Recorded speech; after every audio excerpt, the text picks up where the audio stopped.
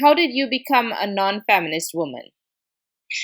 I noticed that like my viewpoints are a bit more like conservative than a lot of my peers, I guess. Like a lot of people are, saying things like, oh, like people should be like equal and stuff, and I'm all for egalitarianism, but I'm not for um what can you say, it's like there's like this aggressive attitude, like man hating, and then like for men it's like women hating, and like I don't quite understand that or support it. Yeah, okay. And do you believe that in the West we live in a patriarchy? um See, I don't think that that's true anymore. I mean, I believe that there are certain benefits that are still there for men primarily. Like for example, in America, which is supposedly one of the more progressive nations, we still haven't had a female president. So that's a very glaring reality. Right. Okay. Um, who do you believe has it worse in society, men or women? Is there Uh, at at the moment, I think it's started to become the fact that men have it more difficult than women, simply because women have more opportunities in certain fields. For example, education, especially if you're teaching younger kids, there's a definite bias towards women. Additionally, women now have the option of doing things like OnlyFans or things like that, and they're doing a lot better with that sort of thing than men would be able to do. I don't support that type of lifestyle. I also don't disagree with it, but I wouldn't do it myself. I mean, if people want to do that, they can do that, but men don't really have that option. okay? What are your views on traditional gender roles? So I think actually I would be pretty happy if I didn't have to work. Like if I could be a bit more domestic, if I could take care of more things around the house, like as it is. Um, I'm living in a situation right now where it's more like I'm the breadwinner, and my partner actually takes care of the house more than I do. So Mhm. Okay, and that works. Yeah, I think it's case by case. I think that we should support each other both like with monetary income and also around the house. right. Okay. I think it's, yeah, we can find our own sort of balance. So you would say, yeah, I agree. Every single couple has to figure out what works for them. But in general, you would say traditional gender roles could work, egalitarianism could work. It just depends, right? Yeah, it's a case by case thing. I think it depends on the two people involved, and it depends on like what your exact circumstances are, like your working hours, your Yeah. yeah. Jobs, if you have how many children and the ages of the children, everything sort of That's matters. right. Even Yeah. even your income would be related, like if you can afford to hire help or not. Yeah. Yeah, I agree. It completely depends. What people choose is dependent a lot on their situation, not on, yeah. So, okay. What are your thoughts on men's rights activists? Like, so men's rights activists are supposedly like the opposite of feminists. They say that they are looking for the rights of men, the rights that men don't have. Like men don't have full reproductive rights. Like women want abortion, maybe men need the option to opt out of parenthood. Men also have Mm, a lot of rights issues with respect to custody and unfair treatment within the courts. And then men okay. also face like social issues in terms of like speaking out, how they are, viewed maybe less sympathetic, and now there's a suicide situation where men are committing suicide at higher rates. And so it's really complicated, that's true. But men's rights activists are really supposed to be just the equivalent of feminists for men. So people who stick up for men's issues. Okay. Yeah, like I think that definitely like men are somewhat underrepresented when it comes to custody issues. Like actually one of my former partners had a situation with his ex-partner and their child. So actually she was able to take custody from him in spite of the fact that he had been raising the boy from like age 1, well actually from his birth up until 10 years of age, and then she decided she wanted to come back into the boy's life and take custody, and that was actually able to happen. And it was quite ridiculous because you know, she wasn't in the boy's life before, but because of the fact that she was a woman and she had a few other circumstances she was able to use in the courts in order to take away custody from him, even though he had raised the child up until age 10. So I thought that was really unfair. Yeah. Yeah, and in terms of like the reproductive rights, yeah, I think everybody should have a say in that. You know, like it shouldn't only be the woman. So I agree with right. I think often that sort of thing. Yeah, with feminism, it is painted as completely about bodily autonomy, which is abortion, and of course, it is about bodily autonomy. That is one aspect of abortion, but I agree that it would be nice if they didn't try to shut out the male opinion, because the whole idea of it is that it takes two to make a child. That's why two have to be responsible. Therefore, two have to that's right.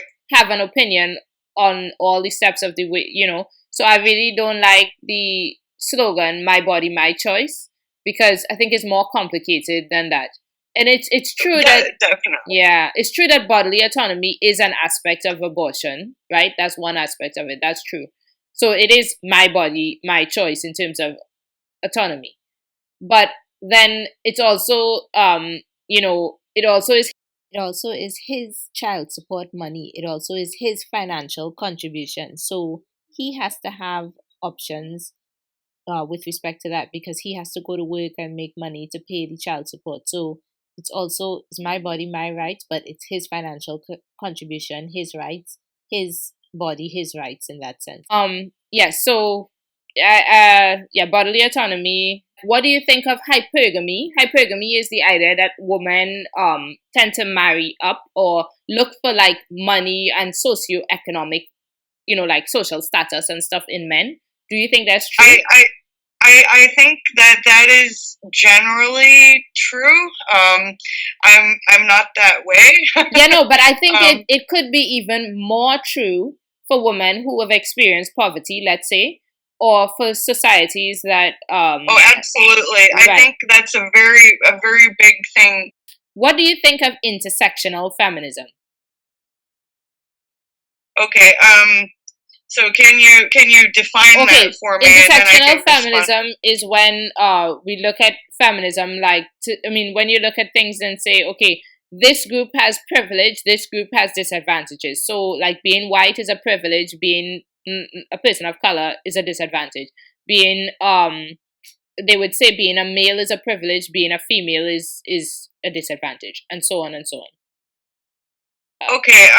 I mean more like just in general, in terms of, do you believe that that different groups have privileges, like how they say you white cisgender, you know, like they say, or do you think? I mean, yeah. Do you think it's unfair? Yeah, I think that we're like whoever is the one who is making the laws, like it's not the majority or the minority, but I think whoever is in power and the ones who are making the laws to be followed would be the ones who have like that privilege. Level of privilege. That's right. That's right. I agree. The rulers or the yeah, that's true. Correct. Or people in positions of power are the ones who really have privilege, and everyone else is just Yeah. Yeah, these days I think that race has less to do with it than social status. I And agree. Also, yeah, if you happen to be wealthy, then this trumps everything that you could be. correct. Yeah, wealth is a really big thing. That would be the one of the biggest. And also, with you living and experiencing parts of the third world, I think you can see, like, if we talk about it on a global scale, the inequalities that exist as well are like global wealth inequalities. Like, Yeah, and your level of wealth is directly linked to your educational level. And I mean here, the way that it's set up in Thailand, like with the expat community, mhm, is that if you're wealthy, you can afford to send your kids to, like an expensive, like well respected international school. mhm, Whereas if you're just like a passport bro and you go and you get a Thai wife, right, and you don't have a lot of resources, then you're sending your kids to school, with the locals, or you're sending your kids to school at a lower tier bilingual school program, right, things like that. So yeah. So you would it's say, about the wealth.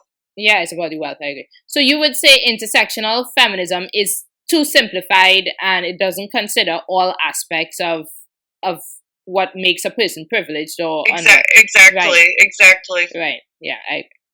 Okay. So okay, what do you think are like the major issues that face men today? So I think that a big issue that faces men, like, are things like how they can provide for a family, how they can make a family to begin with, whether they should or should not do that. Mhm. Right. Um, Mm. and in terms of like feminism, what do you think could be changed about feminism to make it better? If To make it better in terms of like, okay, of you men, like how consider no. Do you consider yourself a feminist? no. No. If you like, why? Yeah, I want to know like why. What? Yeah. Why? Because I don't think that I am at a disadvantage for being a woman anymore. Right. Like, I think maybe like a generation ago, generations ago, there were, gaps in, uh, like, equality. Like, but these days, I think things are pretty well balanced. I mean, there are certain things, like I said before, that there's never been a female president. Right. There's never. We still have like a But pay right. gap. I Mm. understand what you're saying. So basically, you would say the hold on, let me see. The feminism is based on the idea that women are disadvantaged, but women are not really disadvantaged right now. So there's no That's point the to way that feminism, I feel. right? Yes, So you would consider yourself then an egalitarian, if anything. correct. Right, I agree with that. So that you could say that everybody should have a place at the table. If we're discussing gender things, let the men come as well and be invited. Let the women come and speak about their problems, and then everybody can speak about their problems. And we don't need to classify things and say the women have it worse, so we need to speak louder. Or even with race Hmm. and thing, we don't need to classify, make these big divides and say you are so much more privileged, so therefore you need to speak louder. And the same with sexuality and stuff like that. We should just have a group that says, okay, we're all equal and we all want equality. How can we discuss this among each other, inviting everybody to make sure that we have a more equal society, so that women's issues can be talked about in this egalitarian space, men's issues can be talked about in this egalitarian space, white people if they have issues, black people if they have issues, other people if they have issues also with LGBTQ, and normal non LGBTQ or whatever. Basically, a space where everybody is invited to say that we can talk about any issues in society that have to do with equality. And that should be Right. the movement that's relevant today. It should be called egalitarianism. You can say, I'm an egalitarian, but you don't need to be a feminist because women are not disadvantaged at that level, that it's necessary to separate women's issues from everyone else's, and so on. And I think, Right. When I think of a feminist, I think of someone who is, you know in a way, I feel like the current generation of feminists are pushing to make women above men.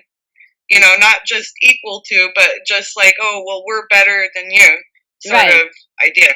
Right. And I think, feminists try to like say they are intersectional feminists, in like third wave or fourth wave feminism, and then say they include all the different groups, they include people of color, they include LGBTQ, and they are fighting for all these people, right? And I think this is a kind of egalitarian thing, right? Because it's saying everybody is equal, so we're fighting for everybody. But the problem is that it also excludes people who may have problems, and it's really unfair to just use labels to say you don't have a problem with respect to like men, white people, whoever, whatever they consider to be the dominant groups, right? And it's like, yeah, this is the unfair thing, because we don't need to exclude people. We can come together and say, this group of people have XXXX problems, and maybe it's more than the other group. Maybe it is. But there's no point, I think, to like saying, dum dum dum, we exclude you. You have privilege, sit down and be quiet.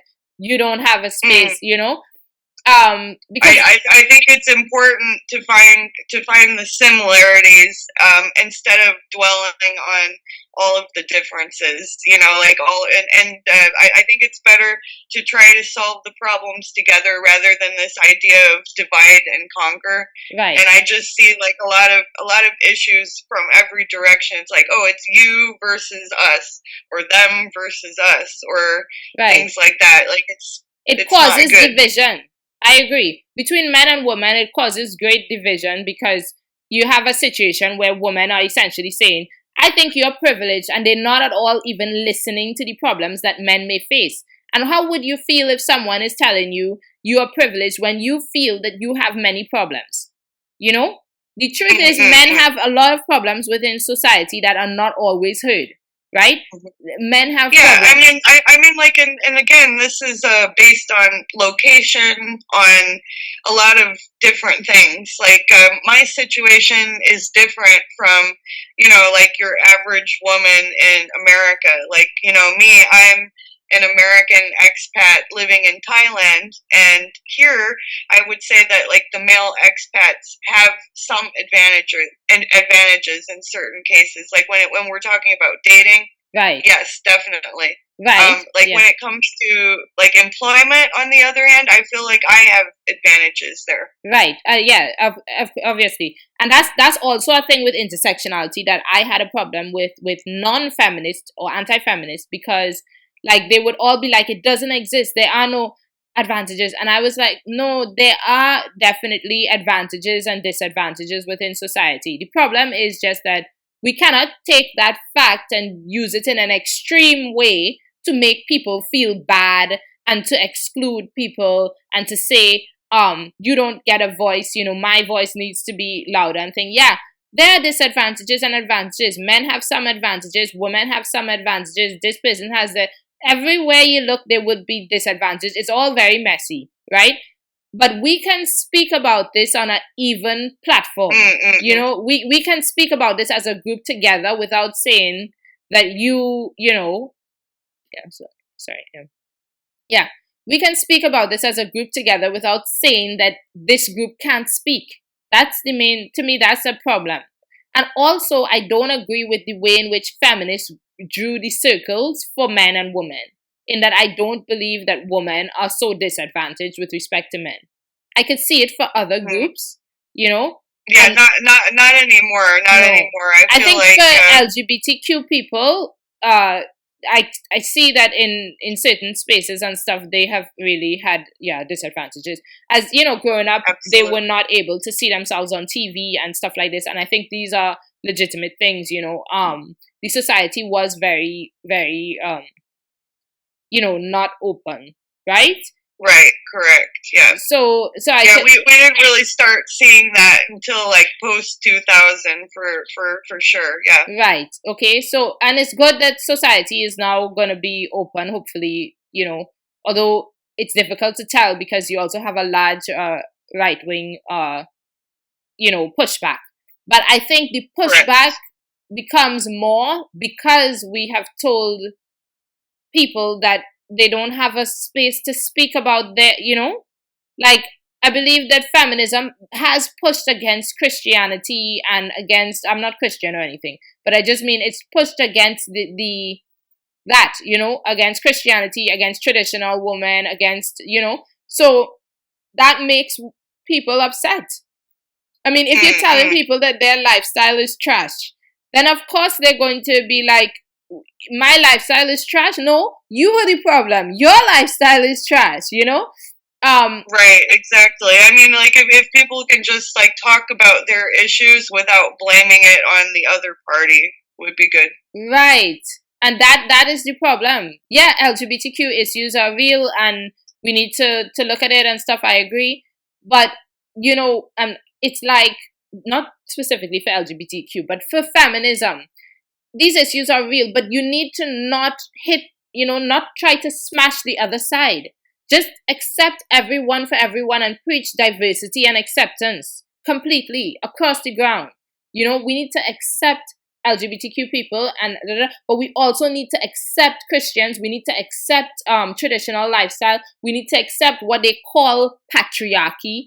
We need to accept that human diversity exists and that there are going to be some people. And that's a good thing. Yeah. There are going to be some people who want to live as a woman, a submissive lifestyle, and as a man, he wants to be the breadwinner. And this is not a problem. This is not a problem. Yeah, I mean, I agree with that. On male reproductive rights, do you believe that men need reproductive rights? If women are able to secure abortions, should men be able to opt out of parenthood? Okay. Well, I mean, that's like difficult to say. Like, so you're saying that like a man could then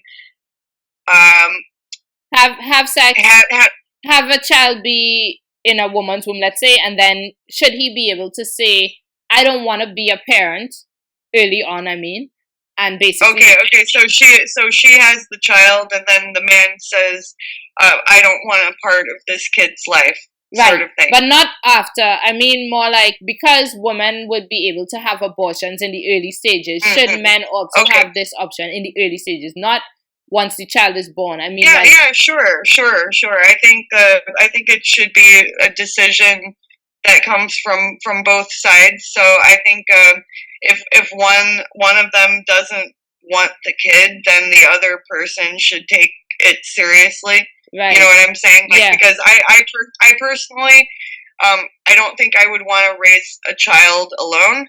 Right. Okay. So if I were to get pregnant and my partner said I don't want any part of this, then yeah, I would consider an abortion. Okay. Right. So yeah. Okay. Have you experienced anything, or do you know someone who's experienced something that made you think about feminism, or So mainly I would say like I encountered feminists mainly like in the sort of like far left sense, like like women who are like woke. Yeah. And it seems like a lot of them want to sort of like identify as sort of like non-binary. Like I've seen a lot of feminists in that type of packaging, like, oh, okay, we're not men, we're not women, like we're non-binary. And like for me, like I mean, like I'm a different generation. I'm 40 years old. Like we didn't really have like the concept of non-binary and like several different genders when I was growing up. Yeah. So sometimes it's confusing for me, and sometimes I'm like, come on, you're overcomplicating things. Yeah. Okay. Thanks a lot. Yeah. Okay. Bye. Bye. Thanks.